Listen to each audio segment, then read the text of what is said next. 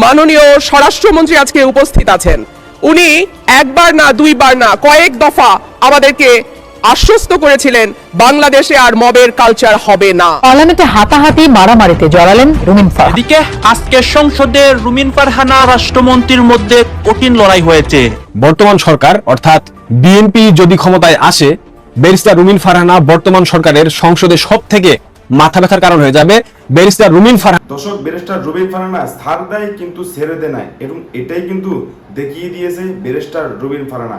এবং ব্যারিস্টার রুমিন ফারহানার কথা শুনে সারা বাংলাদেশের মানুষ হতভম্ব হয়ে গেছে এবং আলোচনার সমালোচনার ঝড় উঠে গেছে। কারণ ব্যারিস্টার রুমিন ফারহানা সংসদে দাঁড়িয়ে একের পর এক প্রতিবাদ করতেছে এবং বিএনপির সকল অপকর্মকাণ্ড ফাঁস করে দিচ্ছে, এবং স্বরাষ্ট্রমন্ত্রী সালাউদ্দিন আহমেদের মুখের উপরে জবাব দিয়ে দিয়েছে। এবং তার কারণে কিন্তু সংসদের সকল এমপি মন্ত্রীরা রুমিন ফারহানার দিকে হা করে তাকিয়ে আছে। তো দর্শক, এতক্ষণ দেখছেন ভিডিও শুরুতে শিরোনামের মাধ্যমে কিছু অংশ, এখন দেখবেন পুরো ভিডিও জুড়ে।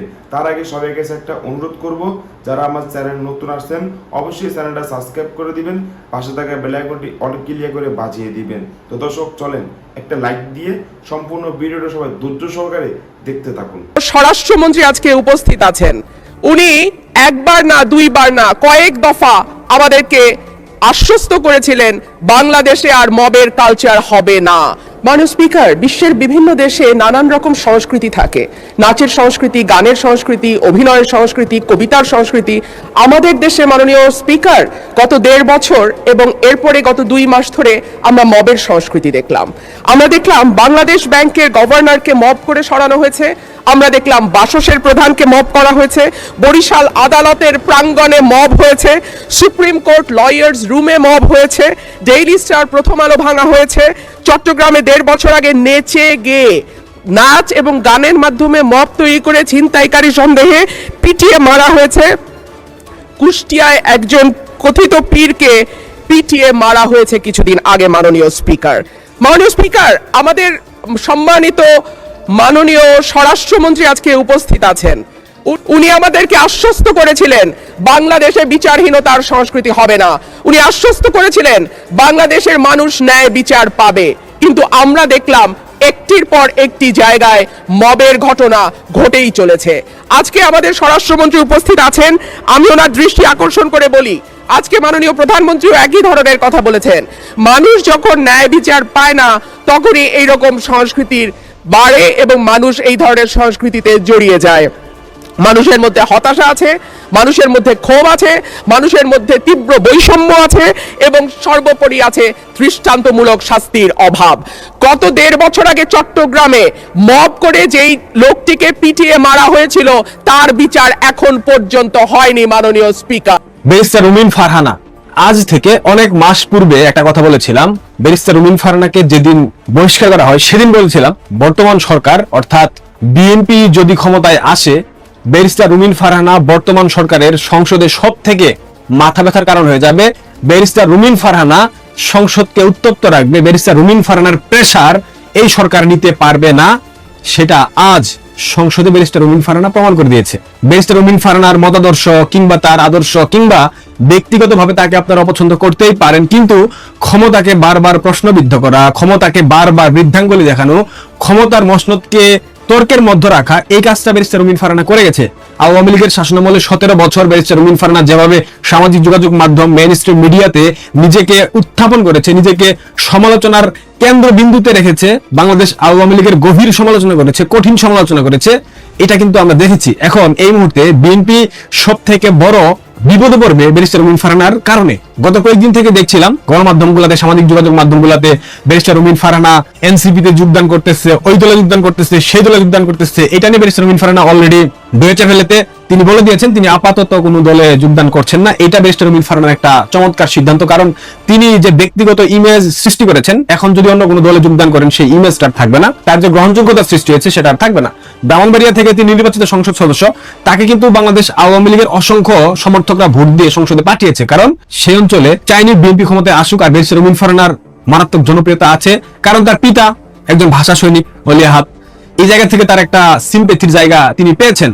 ব্যারিস্টার রুমিন ফারহানা আজ সংসদে যেই বক্তব্য দিয়েছেন, যেই বক্তব্য সম্পূর্ণ শেষ করার পূর্বেই সরকার সংসদে তার মাইক্রোফোন সুইচ অফ করে দিয়েছিল, সেই বক্তব্যটা প্রিয় দর্শক আপনাদের দেখা উচিত। বর্তমান সরকারের জ্বালানি মন্ত্রী, অর্থমন্ত্রী, স্বরাষ্ট্রমন্ত্রী এবং সড়ক পরিবহন মন্ত্রী, এই 4টা মন্ত্রী, আরো একটা আছে স্বাস্থ্যমন্ত্রী, আমি নিশ্চিত হয়ে বলতে পারি এরা সম্ভবত সবসময় নেশার ঘুরে আচ্ছন্ন থাকে, এরা সবসময় নেশাগ্রস্ত থাকে, এরা অনেকটা মানসিক বিকারগ্রস্ত হয়ে গেছে। কেন বলছি দেখেন, কয়েকটা সংবাদের হেডলাইন দেখেন। ইরান হরমুজ প্রণালী দিয়ে বাণিজ্যিক জাহাজ চলাচল উন্মুক্ত করার ঘোষণা দেওয়ার পর আন্তর্জাতিক বাজারে তেলের দাম প্রায় 9% কমে গেছে। আন্তর্জাতিক বাজারে তেলের দাম 9% কমে গেছে, কিন্তু বাংলাদেশের বর্তমান সরকার গতকাল প্রজ্ঞাপন জারি করে তেলের দাম বাড়িয়েছে। জ্বালানি মন্ত্রী সে বলতেছে বিশ্ববাজারে তেলের দাম দ্বিগুণ হলেও সরকার বাড়িয়েছে সামান্য। বিশ্ববাজারে 9% তেলের দাম কমে গেছে, কিন্তু সরকার প্রতি লিটারে 20 টাকার মতো তেলের দাম বাড়িয়েছে। এই হচ্ছে বাংলাদেশের মন্ত্রীদের অবস্থা। সিলিন্ডার গ্যাস, এলপিজি গ্যাস গত 17 দিনের ব্যবধানে 570 টাকা গ্যাসের দাম বৃদ্ধি করা হয়েছে। আজ এক প্রজ্ঞাপন দেখলাম, মেইনস্ট্রিম মিডিয়াগুলোতে সংবাদ প্রকাশ হয়েছে, বাড়লো এলপিজির দাম। 12 কেজির সিলিন্ডার 1940 টাকা। 12 কেজির সিলিন্ডার 1940 টাকা মূল্যে আপনাদেরকে কিনতে হবে। এখন আপনাদের রান্নার চুলা জ্বলবে না, মধ্যবিত্ত যারা আছেন তাদের রান্নার চুলা জ্বলবে না, এটা বুঝাই যাচ্ছে। এবং এই সিলিন্ডার গ্যাসের দাম আরো বাড়বে, ক্রমান্বয়ে বাড়বে, এটা কমবে না। বাংলাদেশের ডিএপি সার কারখানা, একটা মাত্র ডিএপি সার কারখানা, সেটা বন্ধ হয়ে গেছে। বাসের ভাড়া, বাসে 64%, লঞ্চে 1.5 গুণ ভাড়া বাড়ানোর প্রস্তাব। I have a plan for the people for my country. I have a প্ল্যানের চমৎকার বাস্তবায়ন চলতেছে বাংলাদেশের বর্তমান সংসদে। বর্তমান সরকার চমৎকার ভাবে বাস্তবায়ন করছে। আমাদের কার্ড বাবা, আমাদের তেল বাবা, আমাদের জ্বালানি বাবা, আমাদের স্বাস্থ্য বাবা, আমাদের সার বাবা, আমাদের শিশু মুক্তিযোদ্ধা, তিনি চমৎকার ভাবে তার প্ল্যান বাস্তবায়ন করছেন। এমন প্ল্যান বাস্তবায়ন করা শুরু করে দিয়েছে, বাংলাদেশের মানুষের নাভিশ্বাস উঠে গেছে, বাংলাদেশের মানুষ হাহাকার করতেছে। ব্যারিস্টার রুমিন ফারহানার প্রতি একটা আহ্বান থাকবে, আপনি যেখানে আছেন, যেভাবে আছেন ঠিক আছেন, আপনি সমালোচনা করে যান। আপনি তো সবসময় ক্ষমতাকে বৃদ্ধাঙ্গুলি দেখিয়েছেন, আপনার এই চরিত্রের কারণে আপনাকে ভালো লাগে। আপনি কোন দল করেন, কোন দল করেন না সেটা দেখার বিষয় না, কিন্তু এই সরকারের অপকর্ম, এই সরকারের স্বজনপ্রীতি, এই সরকারের অনিয়ম, এই সরকারের দুর্নীতি, এই সরকারের সবকিছু তুলে ধরতে হবে। বাংলাদেশের স্টক মার্কেট থেকে 3000 কোটি টাকা গায়েব। ঢাকা স্টক এক্সচেঞ্জ লিমিটেড 3000 কোটি টাকা মূলধন হারিয়ে ফেলেছে। কে চুরি করলো এই টাকা? এখন তো কোনো দরবেশ বাবা স্টক মার্কেট নিয়ন্ত্রণ করে না, তাহলে কে টাকাটা চুরি করলো? 3000 কোটি টাকা হঠাৎ করে হারিয়ে গেল, এগুলোর প্রশ্নের উত্তর আমরা জানি না। আই হ্যাভ এ প্ল্যান এমন ভাবে বাস্তবায়ন হচ্ছে বাংলাদেশে, যে প্ল্যান বাংলাদেশের মানুষ অতীতে কখনো দেখেনি। কোন সেক্টরটা ভালো আছে আমাকে একটু বলেন আপনারা, কোন সেক্টর স্বাভাবিক আছে? শিক্ষা প্রতিষ্ঠানে বিদ্যুৎ নাই, শিক্ষার্থীরা ক্লাসে ঠিকঠাক মতো যোগদান করতে পারতেছে না। কৃষকের সার নাই, কৃষকের সেচের জন্য বিদ্যুৎ নাই, তেল নাই। যারা যানবাহন চালায় তাদের জন্য জ্বালানি নাই, তারা যানবাহন চালাইতে পারে না, তাদের পরিবার না খেয়ে থাকে। হসপিটালে হামের টিকা নাই, হসপিটালে যাবতীয় সরঞ্জাম নষ্ট, হসপিটালে আইসিইউ সংকট, সিসিইউ সংকট। কিন্তু আমাদের জ্বালানি মন্ত্রী বলতেছে পাচার হওয়া অর্থ ফিরিয়ে আনতে হবে। জ্বালানি মন্ত্রীর যেই কাজ, সেই কাজ বাদ দিয়ে সে বলতেছে পাচার হওয়া অর্থ ফিরিয়ে আনতে হবে। জাতীয় সংসদে সরকার দল কিংবা বিরোধী দল কোন নেতা একবারের জন্য বাংলাদেশের এই সংকটগুলো নিয়ে কথা বলেছে? বলে নাই। তারা আছে এটা সংশোধন করতে হবে, এই বিল উত্থাপন করতে হবে, এটার নাম পরিবর্তন করতে হবে, এটার আইন সংশোধন করতে হবে, এই সব নিয়ে পড়ে আছে। বাংলাদেশের মানুষের যে মৌলিক চাহিদা, বাংলাদেশের মানুষের জীবন জীবিকার যে বিপর্যস্ত অবস্থা, এইসব নিয়ে ভাবার মতো সময় তারেক রহমানের নাই। বাবা বাবা তোমার দরবারে সব পাগলের মেলা, তারেক বাবার দরবারে সব পাগলের মেলা জমে গেছে। এই পাগলরা হয় সিদ্ধি খায়, না হয় সারা রাত নেশা করে, সকাল সকাল ঘুম থেকে উঠে সংসদে গিয়ে আবুল তাবুল বকে। তাদের আচার আচরণ, তাদের কথা বলার ধরন, তাদের সবকিছু দেখে এটা বুঝাই যায় বাংলাদেশের সর্বনাশ হয়ে গেছে। আমি আগেও বলেছি, এখনো বলছি, বাংলাদেশের সর্বনাশ হয়ে গেছে, আপনাদের সর্বনাশ হয়ে গেছে। আপনারা এই সর্বনাশী সরকারের হাত থেকে রক্ষা পাবেন না। যদি রক্ষা পেতে চান, আরো একটা গণ অভ্যুত্থান প্রয়োজন, এবং এই গণ অভ্যুত্থানের নেতৃত্ব দেবে বাংলাদেশের কৃষক, শ্রমিক, মেহনতি মানুষ।